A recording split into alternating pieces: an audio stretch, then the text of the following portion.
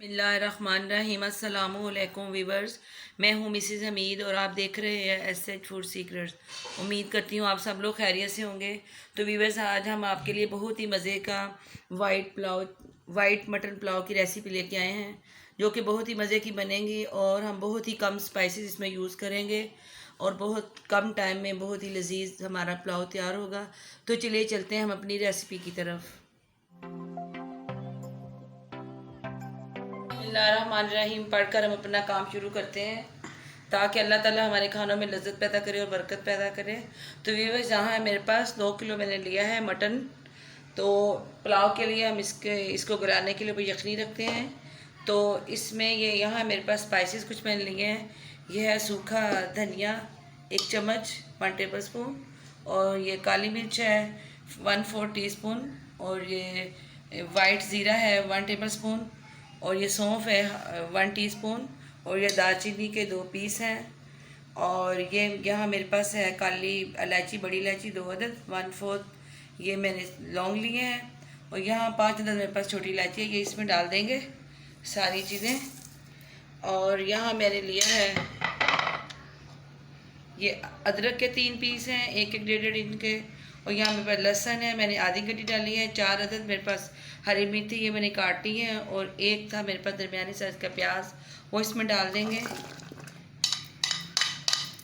और साथ ही हम 1 टेबल स्पून इसमें नमक डालेंगे, और अब हम इसमें तकरीबन 1 लीटर पानी डाल देंगे। पानी डाल के हम इसको बंद कर देंगे कुकर को, ताकि अच्छी सी यखनी बन सके। हम कुकर को बंद कर देंगे और साथ ही इस पे ये इसका वेट रखेंगे और नीचे फ्लेम को ऑन कर देंगे, और कम से कम 25 से 30 मिनट तक इसको हम मीडियम आंच पे इसको पकाएंगे। अब 15 से 20 मिनट तकरीबन हो चुके हैं, तो हम इसको खोल के चेक करते हैं कि किस तरह गला है या क्या हुआ है। इसके साथ चेक करके तो फिर हम इसको उतार लेते हैं। बिल्कुल गल चुका है, अब इसको हम उतार देते हैं। तो नेक्स्ट स्टेप की तरफ चलते हैं। अब ये मेरे यहाँ पे अदरक है मेरे पास तकरीबन 4-5 पीस हैं 1.5 इंच के, और यहाँ मैंने लहसुन लिया 1 गड्डी, और 5 अदद हरी मिर्चें हैं। इन सबको मैं ग्राइंड कर लेती हूँ। ये मैंने पैन को चूल्हे पे रख दिया, जिसमें हमने चावल बनाने हैं पुलाव। उसमें मैंने 1 कप भर के 250 ml का डाल दिया है कुकिंग ऑयल। अब हम इसमें गरम मसाले थोड़े डालते हैं, अपने खड़े मसाले। हाँ, मेरे पास खड़े मसाले हैं, ये 3 अदद मैंने दालचीनी के टुकड़े लिए हैं, और ये बादियान फूल तकरीबन 1.5 पीस है, कुछ कट गया है तो 1.5 पीस इस तरह हो गया है। तो यहाँ मेरे पास है जलवंतरी जायफल के कुछ पीस हैं साबत, ये मैंने इस तरह ले लिए हैं।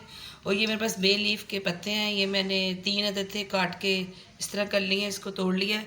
और ये इलायची है छोटी इलायची 4 अदद, और 1/4 चम्मच है मेरे पास काली मिर्च, और यहाँ मैंने सफ़ेद ज़ीरा लिया है 1 टीस्पून। ये हम इसमें ऑयल में डालते हैं।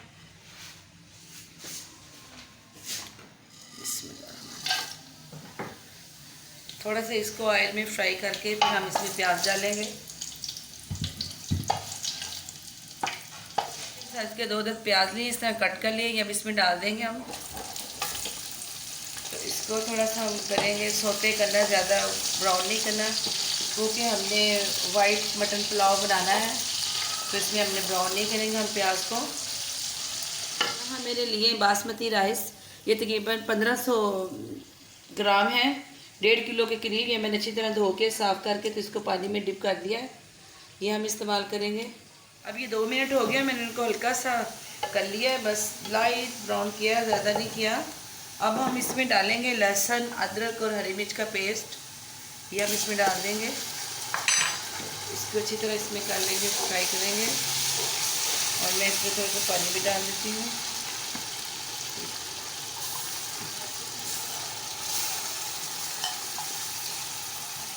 तकरीबन आपका पानी चलाएगा, अब इसको अच्छी तरह इसमें भून के अब हमने यखनी में से गोश्त को अलग निकाल लिया। मैं यखनी को छान लेते हैं, इस तरह का सारा पानी निकाल देंगे उसका यखनी। अब ये मसाला हमारा अच्छी तरह तैयार हो चुका है। लहसुन अदरक का पेस्ट और हरी मिर्च को अच्छी तरह मैंने भून लिया, फ्राई कर लिया। बहुत ही प्यारी खुशबू आने लग गई है। अब हम इसमें गोश्त को डाल देते हैं। इसको अच्छी तरह इसमें भूनेंगे।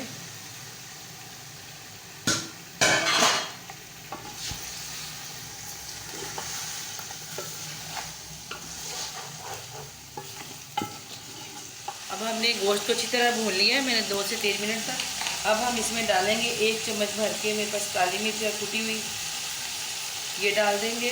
और 1 टेबलस्पून हम नमक का डालेंगे। और साथ ही में इसमें मेरे पास दही है 1 कप, तकरीबन 300 ग्राम दही है, वो डालेंगे। और इसके साथ इसको अच्छी तरह भुनाई करेंगे इसकी।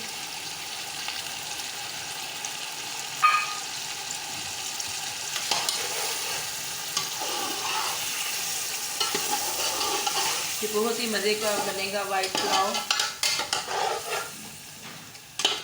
अब अच्छी तरह ये भुन चुका है। अब मैं इसमें डालूँगी सूखा धनिया पाउडर 1 चम्मच टेबल स्पून। तो इसको अच्छी तरह मिला देते हैं मिक्स करके। 1 मिनट के लिए और मैं इसको करूँगी अच्छी तरह। बहुत ही प्यारी खुशबू आ रही है और देखने में बहुत ही अच्छा लग रहा है। खाने में इससे भी ज़्यादा मज़े का इंशाल्लाह बनेगा। इसमें हम जो हमने सूप निकाला है इसका यखनी वो डाल देते हैं।